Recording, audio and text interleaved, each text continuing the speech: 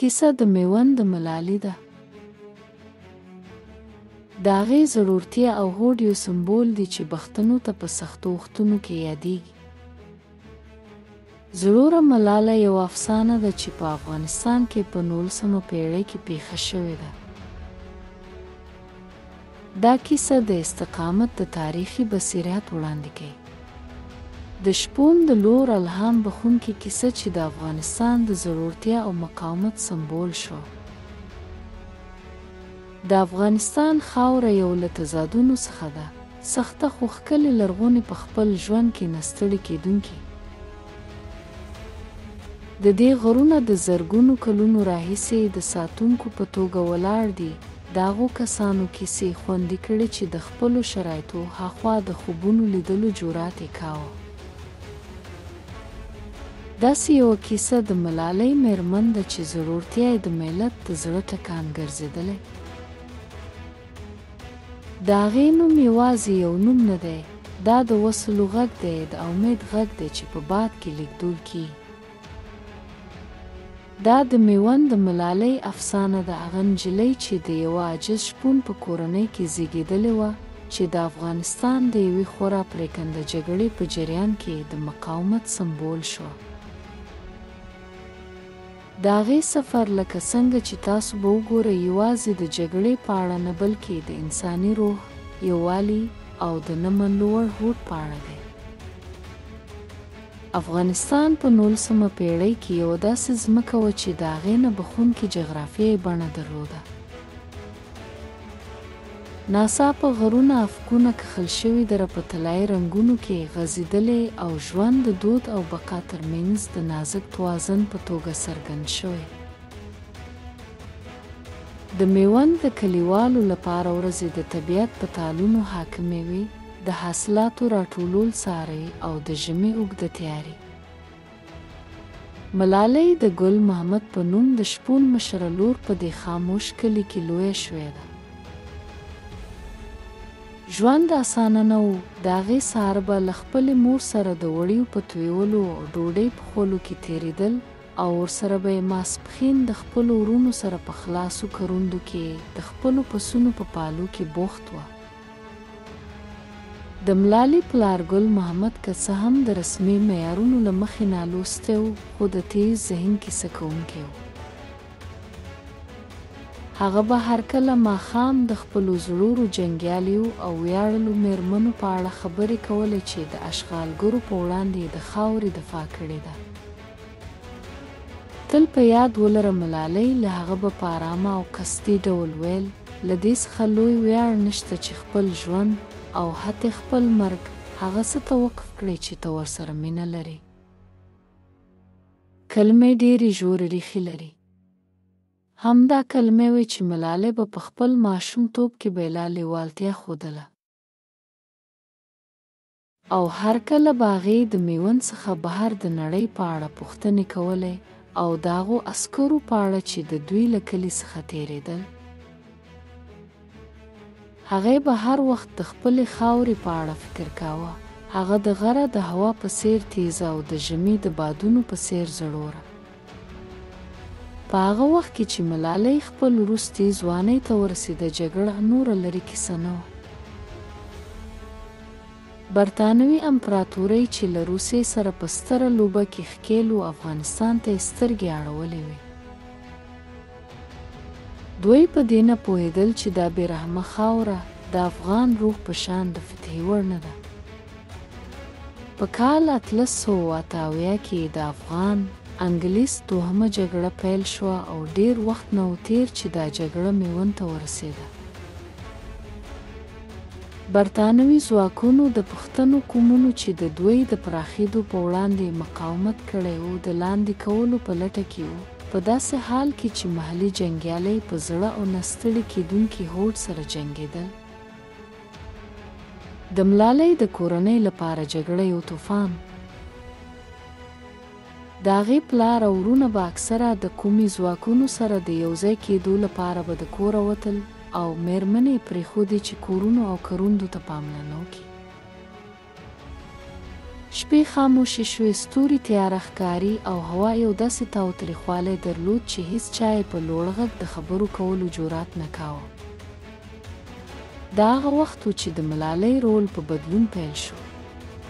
هغه نور یوازې د شپون لور نه و. هغه د خپلو ګاونډیانو لپاره د هوساینې سرچینه شوه، د خپلې مور لپاره د آرام غږ او بالاخره د خپلو خلکو لپاره د هیلو څراغ. ملالۍ د میوند د جګړې په جریان کې د افغان جنګیالیو سره سیالي کوي. د هغې سپین بیرغ لوړ الوتی کله چې هغه د ګډوډۍ په مرکز کې ولاړه ده او خپل خلک هڅوي چې په نه جبرانېدونکې زړورتیا سره جګړه وکړي. د 1880 کال په اوړي کې د میوند خلکو جدي خبر ترلاسه کړ چې برتانوي ځواکونه د دوی د سیمې په لور پرمختګ کوي. قومي مشرانو بیړنۍ غونډې راوبلې او د وسلو غږ د اور په څېر خپور شو. ټول قومونه راټول شول، کروندګرو خپلې جوارې پرېښودل، سوداګرو خپل کاروبارونه پرېښود او ځوان هلکان چې په کم وخت کې ټوپک په لاس کې و د تجربه لرونکو جنګیالیو سره اوږه په اوږه ولاړو. دا هغه وخت و چې د پښتنو د یووالي غږ وشو.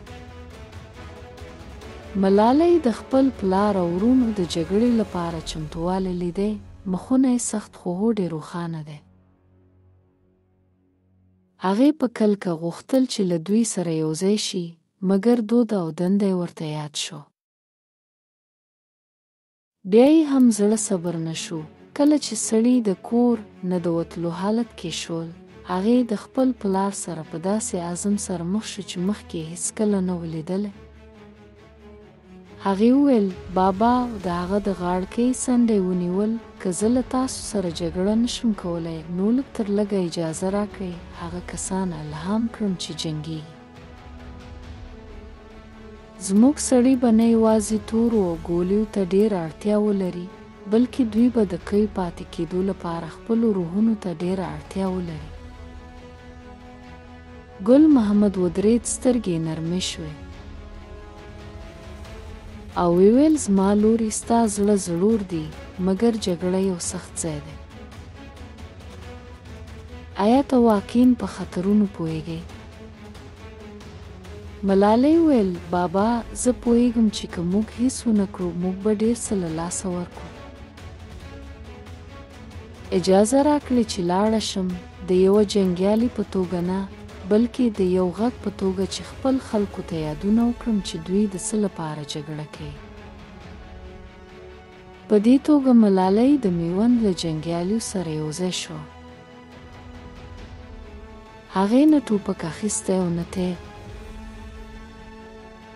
د هغې وسله د هغې غږ و، د هغې شتون او په خپلو خلکو د هغې بې بنسټه و.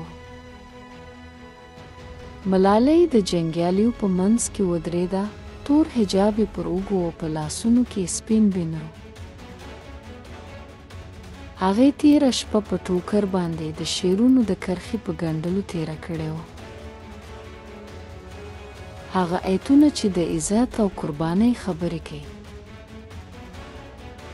څنګه چې جګړه پیل شوه، هغه به د صفونو څخه تېرېدله، د هغې غږ د کلریون غږ په څېر د ګډوډۍ له لارې تېرېدی. مه خفه کېږئ زما ورونو، دا زموږ خاوره، زموږ وینه ده. تاسو د ځان لپاره نه بلکې د راتلونکو نسلونو لپاره جنګېږئ. او ویل به یې: که په میوند کې شهید نه شوې، خدای ګلالۍ بېننګي ته دې ساتي نه. د تورو لانجو او د توپونو د ډزو غږونه د میدانونو په اوږدو کې اورېدل کېده. د دوی د زړورتیا سره سره افغان ځواکونه په شاتګ پیل کړل. انګریزان د خپلو توپخانو او ډسپلین سره په بېرحمۍ سره مخ په وړاندې روان شول. کله چې یو قومي مشر راپرېوت، هغه بیرغ چې هغه نیولی و د هغه د لاسونو څخه وتښتېد. ملالۍ پرته له ځنډه په منډه روانه شوه، بیرغ یې ونیوي او لوړ یې پورته کړ. د یوې کوچنۍ غونډۍ په سر ودرېد. هغې جنګیالیو ته غږ وکړ.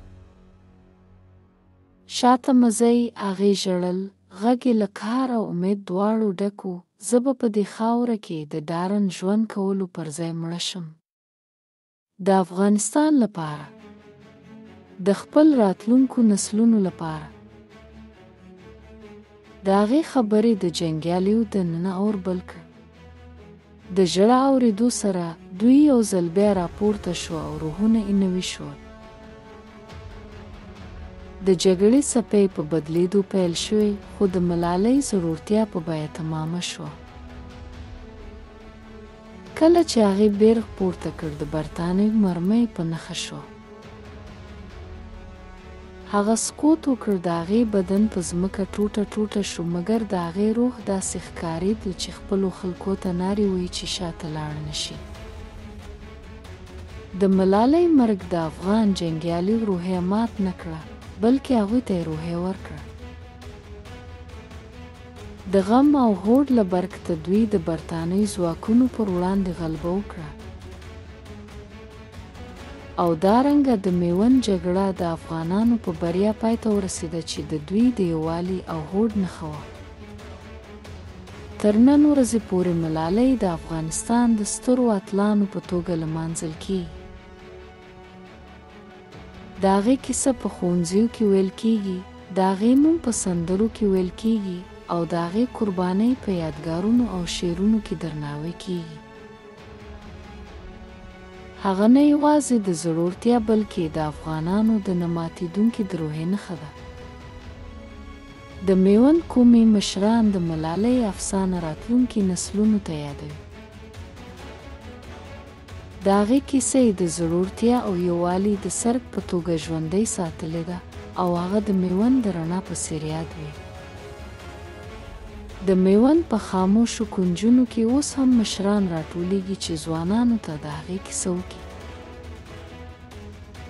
دوی د هغې د زړورتیا، د هغې هوډ او د خپل وطن سره د هغې نه هېرېدونکې مینې خبرې کوي. د هغې کیسه موږ ته یادونه کوي چې رښتینې زړورتیا د ډار نشتوالی نه دی، مګر د دې سره د عمل کولو ځواک دی. د میوند ملالۍ ښایي د جګړې په وخت کې ژوندي پاتې شوې وای، خو د هغې میراث د سولې دی. هیله ده چې حتی په تیارو شیبو کې یو غږ هم لاره روښانه کوي. د میوند په خاموش کلي کې ټولنه د ملالۍ د قربانۍ د درناوي لپاره راټولېږي. د هغې د لاسه ورکولو په وخت کې د افغانستان د اتلې په توګه د هغې میراث لمانځي.